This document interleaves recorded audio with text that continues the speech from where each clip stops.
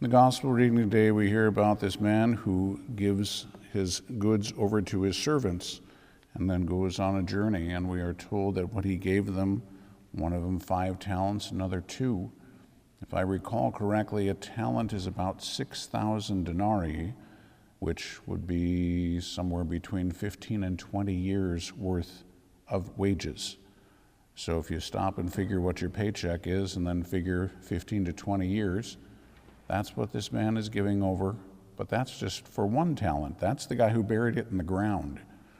And so the guy who went with 5 talents, he had almost more than 60 years worth of wages, massive amounts of money that this man is giving over to his servants. At the same time, we have to recognize that this is actually the word from which we get the English word talent, not having to do with amounts of money, but having to do with what God has given to us, the abilities that we have, the various talents that we have. It's the exact same word where it comes from. And so we recognize in each one of us that God has handed over an immense amount. Now, we could size ourselves up as we like to do, and some people in their pride think that they're way better than everybody else, and other people in their false humility think that they're way worse than everybody else. But the reality is, as we are told, God has given to each one according to his ability. And so the ability that God has given to you, he has given the talents to go along with that. So as we've talked about before, and it always bears repeating, we can look at some of these people, and quite honestly, they amaze me. Some of these people that are super smart, and they're very artistic, and they've got a ton of ability, and they can do this and that and the other thing, and they just amaze me with the ability they have. And it's easy to sit back and think, boy, did I get ripped off. Look at all the talent that that person has, and look at what I've got.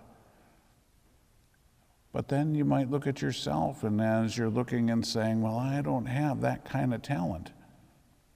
That's okay. God gave you according to your ability. So if you are the person with the 2 talents instead of the one with the 5, God is not going to ask you to come up with something that's equal to the 5. He's only asking for the 2. So the point to recognize is that if you take your 2 talents and you bring in 2 more, and the person with 5 talents brings in 4 more, well, your 2 talents became 4. That person had more than you to begin with. But if they added 3 or 4 to theirs, now they've got 8 or 9. In other words, you did more than they did. The reward that will be yours is greater than the reward that will be theirs.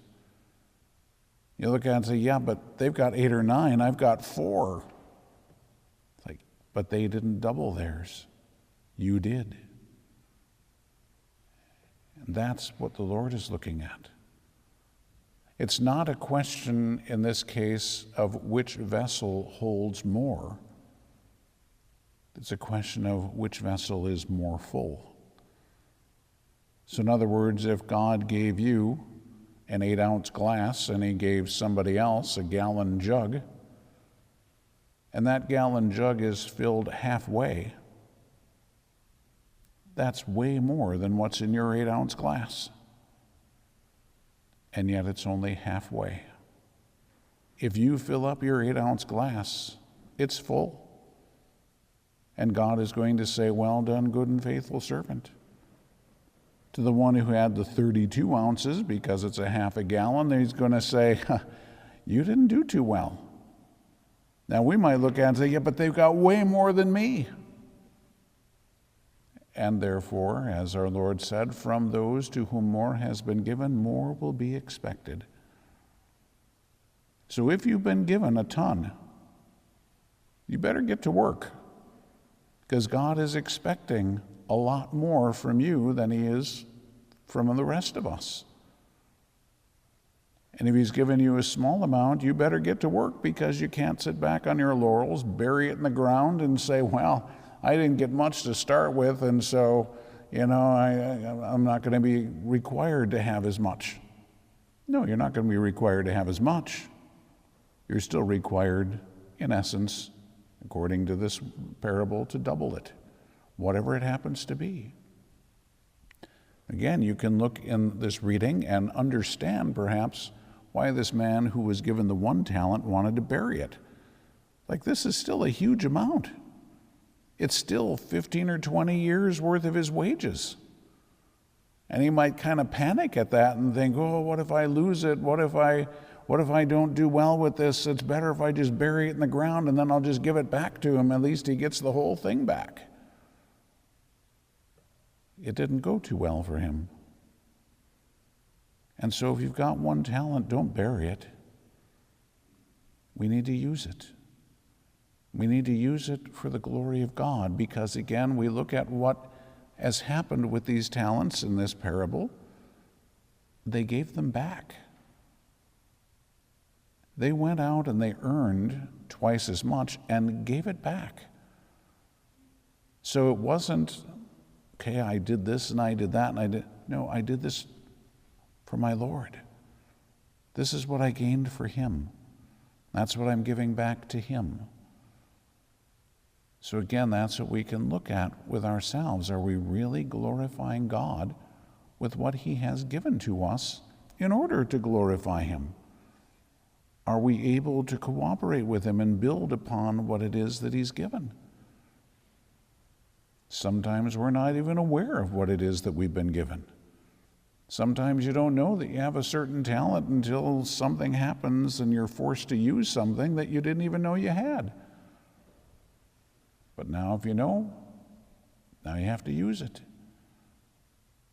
So don't bury it out of a false sense of humility, because if God gave you that talent, he gave it to you to use.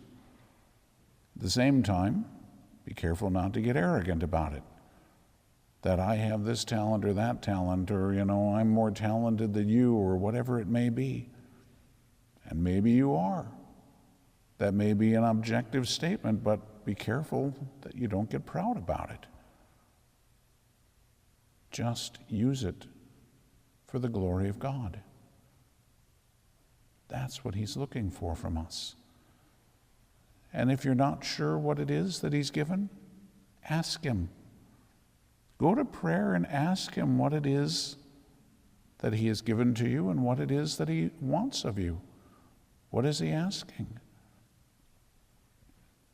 It's pretty easy in some cases to see at least part of what God is asking, because people do some pretty extraordinary things. But that's oftentimes with just one of the talents that God has given to them. What are they doing with the rest? How are they using all of these gifts that God has given to them? So the good thing for us is we are told that this man was going on a long journey. Our Lord has been gone a long time. It's not that we have to have this all set by tomorrow. We've got our life. Some of us are getting closer to the end of our life than others, but nonetheless, we still have that time. And so it's never too late to be able to say, I can get on the road with this. I can use this. I can glorify God with this. Even if I haven't before, at least I can start doing so now. And even if you look at it and say, yeah, but my container is only half full, given my situation in life, I'm probably not going to be able to fill it all the way. Well, 2/3 is still going to be better than half.